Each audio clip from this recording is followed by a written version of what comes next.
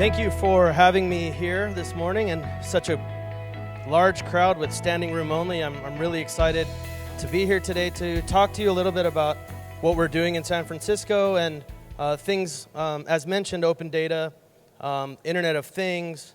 But I'm also going to leave you with a really important story around connectivity that I think this group will really enjoy.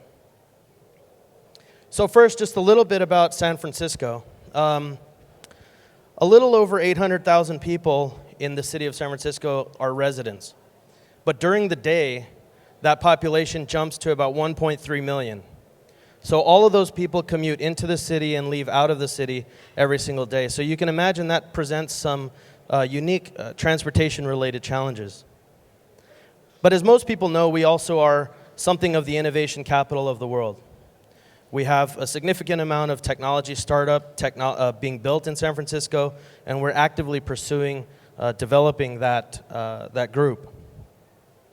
So we have over 2,000 tech firms, 140 biotech firms, 200 what we call green tech firms, all within our city limits.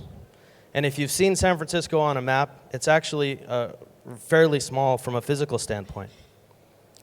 Significant amount of venture capital, and probably most importantly, a lot of human capital. And I'll touch a little more on the talent pool and the reason that that's so important to us. So a lot like Dubai, I think San Francisco is really focused on building core infrastructure and doing so in a way that really inspires innovation. It's bold thinking. We believe in the idea of possible. And really pressing forward with disrupting what might be current conceived conceptions of what technology and infrastructure should look like. And as I mentioned, what makes San Francisco really different is our creative and technical talent that exists in the city. We were named the best educated city in the nation, in the United States, by Money Magazine. And not only basic technology engineers, but also supporting, we've learned a lot about the talent that you need around that ecosystem. So other professions, such as graphic design and marketing and even psychology and coding, user interface design, all of those things are required to build a true, complete ecosystem that we've seen develop into things like Airbnb and Twitter and Uber and lots of technology that you're familiar with today. So what's happened is because that workforce wants to live, work, and play in San Francisco, the venture capital and the companies have actually followed them. It's not the reverse. It's not that Twitter decided to put their headquarters in San Francisco and then all the talent came to San Francisco. In fact, it's exactly the opposite. The generation today wants to live in urban, exciting, technically and ethnically and sociologically diverse urban centers. And because of that, tech companies have had to migrate from what is traditionally known as Silicon Valley, where people like Google and Apple, companies like Google and Apple, have these large, expansive campus environments. They've had to come and open offices or build transportation systems to take the talent from the city out to Silicon Valley. And a lot of the companies now that are developing intellectual property and can open their offices in much smaller footprints, like Twitter and Uber, are actually moving their headquarters into the city to follow that talent.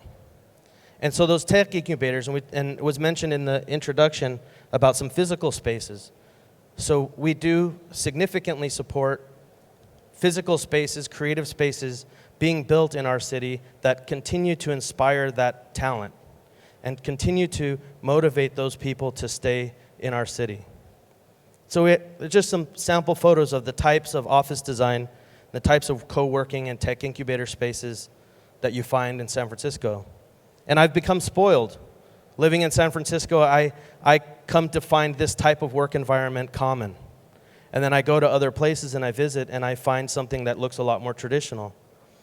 And so I think it will happen over time, but I think the workforce is going to not only dictate where those companies locate, as I described, how they've had to follow the talent to San Francisco, but also they're building work environments to suit that talent. And so you're seeing a shift in the power of the intellectual property. Another big driver for San Francisco and what makes us different, and I'm really inspired. I was standing in the back listening to the previous speakers, and the stuff that you all are talking about here in Dubai is really inspiring.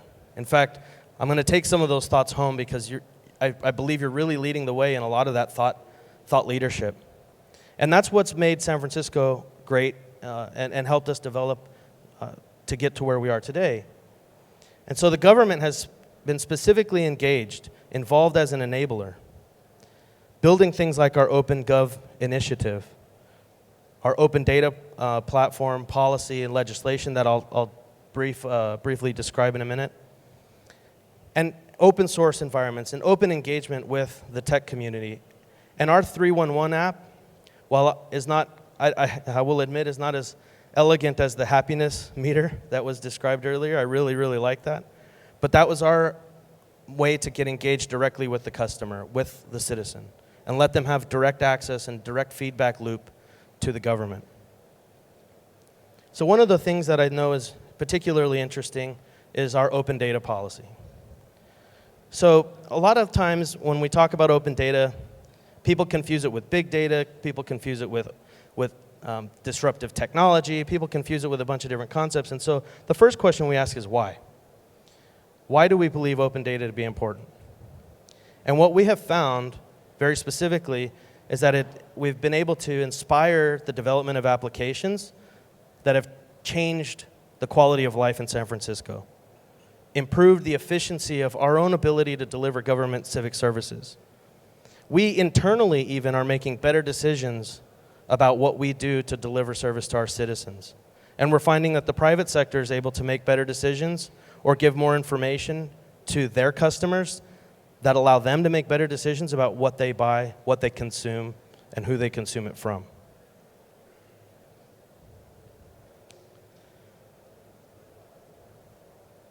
So a little timeline about our mayor's and our administration's specific leadership role in innovation from a city government perspective. So San Francisco has long led the way in a lot of these initiatives, and I'm proud to be able to stand here and talk about it. All the way back to 2009, the city of San Francisco was the first city in the United States to establish an open data policy. We created the position of the Chief Data Officer.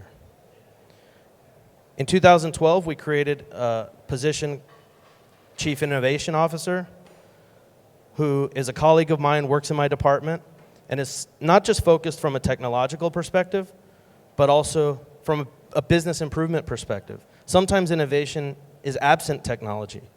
Sometimes innovation is just thinking about how we're delivering services differently.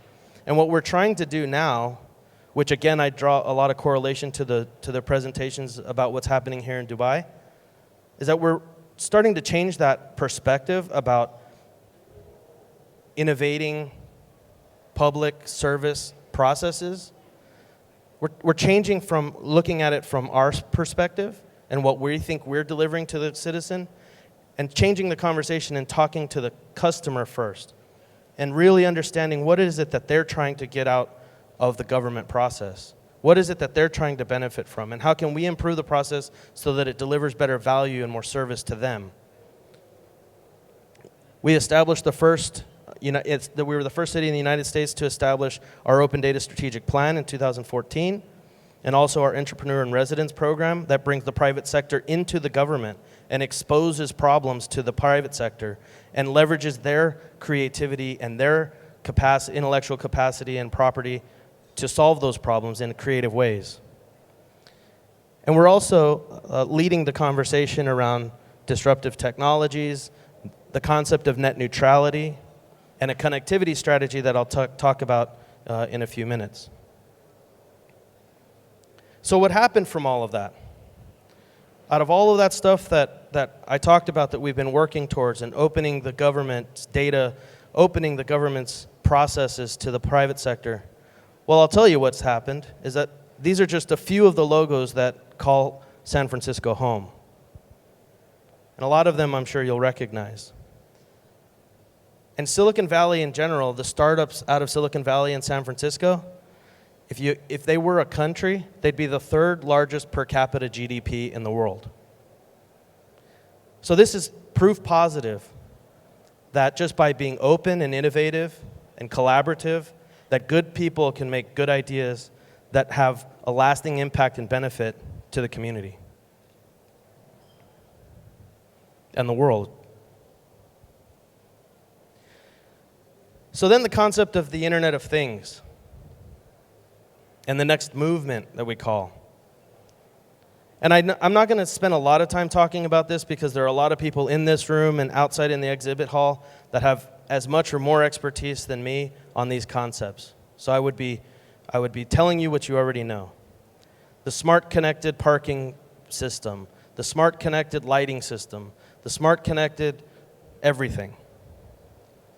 But what I do want to talk about is something that all of these things very much depend upon. And that's connectivity. And the reason that this is so important is because applications that get developed, Uber, Airbnb, a smart parking meter, smart lighting system, all of these things that you're going to talk about here for the next 2 days, the one thing that they all take for granted, the one thing that they all assume, the one thing that they all absolutely require is connectivity. And oftentimes, that part of the conversation gets left out because it's not sexy, it's not engaged, it's not the direct interface to the customer. But it's very, very important. And so we're really proud in San Francisco to be taking a lead on this particular discussion, not just in the United States, but actually worldwide. I have a group of colleagues, a bunch of city CIOs from around the world. We have a conference call about once a month, and we talk about a lot of things that are faced, that each of us are facing in our own countries or cities, and things that are unique to those particular environments. But I'll tell you one thing that's always very, very consistent is the concept of connectivity and needing to lead the way to making it pervasive, high capacity, and accessible to everybody in our communities. So we're focused on our service delivery approach to that. And our first kind of proof of concept was our citywide Wi-Fi initiative. So we launched this last year, and we made significant progress. We have all of Market Street, which is our main corridor, online with public Wi-Fi free, and 32 parks around our city, libraries, firehouses, and right now we're launching the rest of our public buildings. The next phase will be all of the public spaces. And what we did was we found out that citizens, it was a way to validate what we believed citizens wanted. And so when we launched it, we went out and we did an interview. And I didn't bring the video with me today because we don't have enough time. But we actually did an interview out on Market Street. And we asked people what they thought about it. And what we were really surprised was that it wasn't just always people trying to save money on their cell phone bill. It wasn't always people maybe who didn't have access at home. Those are the obvious things. Those are the things we know that we're trying to accomplish when we do public Wi-Fi.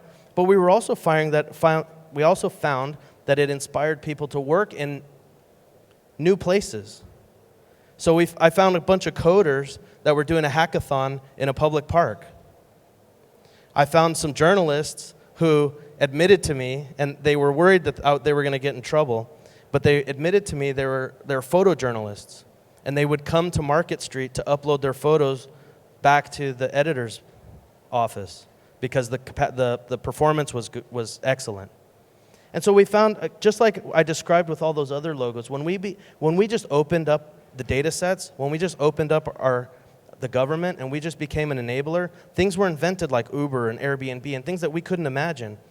And the same thing is starting to happen with connectivity, where we thought we knew the problems we were going to solve, and in fact, we've inspired a whole new set of progress. So now to take it a step further, what we're focused on is how do we make high-speed, giga-speed connectivity a given, a utility, pervasive? How do we make that exist in every single home in the United States, in San Francisco, and eventually the United States? And so we're working through that process now, developing some funding strategies. In the United States, there are basically three models. Either the city, the municipal organization pays for it directly, privately sponsored, as some of you may have heard, Google Fiber projects, or public-private partnerships. And the latter is what we think will be our outcome, but that's what we're investigating now to make this happen. So I want to tell a little story about connectivity and why I think this is so important. Most of the applications and the really exciting things that you read about in the newspaper today, I think they're big. I think they change people's lives today. I think they'll impact a generation. In the information area, Google has become a verb, right? It's something that you do. It's not even a brand anymore. And so it's changed the way that we access information. It's changed the way, the amount of information and how knowledgeable we can be about making decisions. So it's impact on a society, on a generation. In communication or entertainment, you have Netflix. In transportation, you have Uber. Uber might be one of the most impactful technologies to develop in the last couple decades. Education, online education is changing the paradigm with Khan Academy, things like that. But what I'll tell you is that that's it. It's only an impact on society. It's only an impact on a generation. Believe it or not, those things will come and they will go, and they will be replaced by something else. And as excited as we get about them today, I promise you, in the grand context of things, they will be a fleeting thought sooner than you think. But what I will tell you, what I'll ask you to think about for the next 2 days or longer, is that connectivity is a story about civilization, a change in civilization, changing the face of the world forever. And there are only a few things that I could say the same thing about. When roads were invented, people were able to move. It created modality, mobility. People were able to get outside of their village and see other parts of the world or the region. The aqueduct made farming and crop growing in new places a possibility. It changed the world, the face of the world forever. People could now live in places they couldn't live otherwise. They weren't anchored to the water source the way they were before. And the electric utility. None of us would be here today talking about IoT and data centers and Wi-Fi and smart lighting and smart anything if it wasn't for the electric utility. And I firmly believe that connectivity is on that list. Connectivity is not on the list with Uber and Google and Netflix. Uber is on this list. Connectivity, is on this list. Connectivity will change the face of the world forever. So I have a brief historical story or comparison to make with the electric grid. So in the United States, before what was called the New Deal, the electric grid had become a utility. It had become something that people were going to use and require in their lifetimes forever. But at that time, it was really only powering light bulbs. And so, to use common startup vernacular, the industry that had been disrupted was the oil lamp industry. Yet people had begun to demand it, had become to expect it as a right, and it became a utility. And during the New Deal in the United States, the government got involved, and they took it to the rural areas of the United States. So they made it pervasive. They made sure it existed everywhere. And at the same time, they significantly increased the capacity of it. And what happened was they didn't just power more light bulbs. They didn't just make it so that everyone could have a light bulb. What happened was they inspired the electric refrigerator, the electric air conditioner, the personal computer, the modern-day data center, and the Internet of Things. That's what happened when the electric grid became a utility. That's what happened when the capacity and the pervasiveness was made to be expected. And so what I believe is that connectivity, we're sitting in the room today, and connectivity is at the same point in history. I think that people will look back 20, 30, 40 years from today, and they will tell their friends or their kids, they'll say, you know, back in the 2014s and 15s, they had this little thing called Netflix, or they had this little thing called Uber.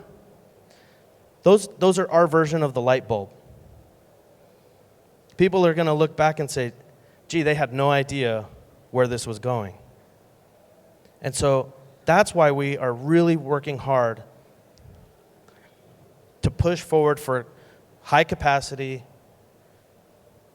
pervasive, widespread, equitably accessible connectivity that will lead to an evolution, not just an innovation. I think that things will be developed, technologies will be developed that we can't even predict today. And so I hope that you think about that, and think about that for this city and other cities, and participate with me in that conversation and help change civilization for the rest of humanity. So with that, thank you so much for having me. Thank you for letting me share the story. I really hope you enjoy the next 2 days, and thank you very much. Well, thank you.